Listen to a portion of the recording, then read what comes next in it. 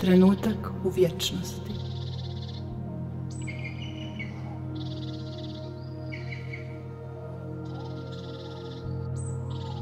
Došao je trenutak u vječnosti.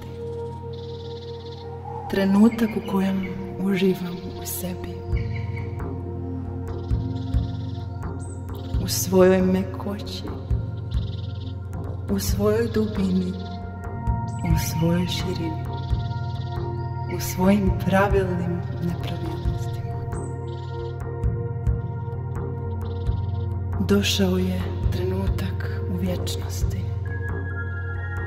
Trenutak u kojem osjećam sebe u svojoj divljini, u svojoj sirovosti, u svojoj istini, u svojim drskim svetostima.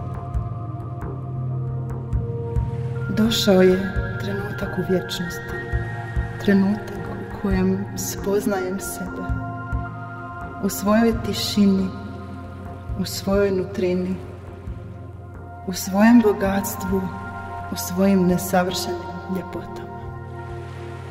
Došao je trenutak u vječnosti, trenutak u kojem živim.